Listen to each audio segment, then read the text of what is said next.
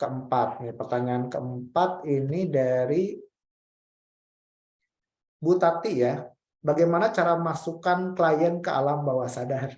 Jadi kalau ngomongin cara masuk ke alam bawah sadar tadi bisa lewat gelombang otak yang menurun tadi gitu ya, dari apa namanya, beta, alfa, teta. Secara alami bisa dengan cara apa? Relaksasi, bisa dengan cara meditasi, bisa dengan cara zikir, bisa dengan cara rebahkan badan, tarik nafas yang dalam lalu tutup mata. Itu yang paling sederhana cara membuat orang masuk ke dalam gelombang relaksasi atau bawah sadar.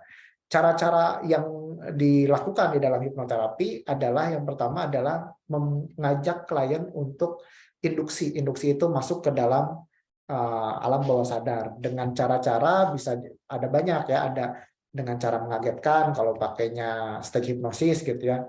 Ada juga dengan cara apa namanya, relaksasi. Kalau untuk hipnoterapis biasanya kita menggunakan relaksasi. Relaksasi bisa merelaksasi seluruh tubuh, relaksasi pikiran gitu. Bisa juga menggunakan misdirection gitu ya. Misdirection itu membuat seorang seolah-olah masuk ke dalam hipnosis dan akhirnya dia masuk ke hipnosis.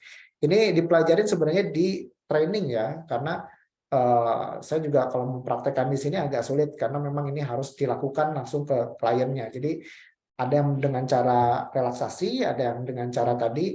Yang paling mudah itu dengan cara relaksasi napas dalam, tadi dengan cara visualisasi, dengan cara membuat pikiran rileks gitu. Itu yang biasanya kita lakukan gitu.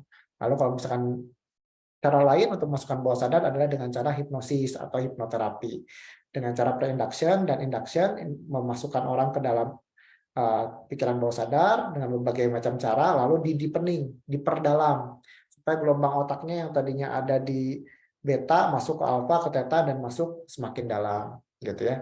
Setelah itu baru nanti dimasukkan sugestinya yang sesuai. Baru habis itu dibangunkan dan sugestinya berjalan seperti itu. Itu yang paling sering caranya seperti itu. Tapi kalau misalkan apakah harus selalu dengan formal hipnosis? Ada yang informal juga dengan cara tadi yang alami gitu ya. Baik teman-teman ketika sedang bahagia, teman-teman ketika mengingat-ingat memori yang menyenangkan gitu ya, memvisualisasikan masa depan, itu juga sebenarnya kita sedang dalam kondisi hipnosis seperti itu. Nah, kondisi hipnosis juga bisa dilakukan dalam keadaan, jadi gelombang otak kita kan ada namanya tidur REM ya, pas lagi mimpi gitu ya. Nah, pada anak-anak pada kondisi mimpi kita juga bisa memberikan sugesti.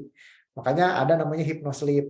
Ketika anak sedang tidur, dia matanya ada di sini dalam posisi REM bergerak-gerak. Nah, itu waktu yang tepat untuk memberikan sugesti. Kurang lebih seperti itu. Itu kondisi-kondisi yang bisa memungkinkan orang untuk masuk ke dalam bawah sadar gitu.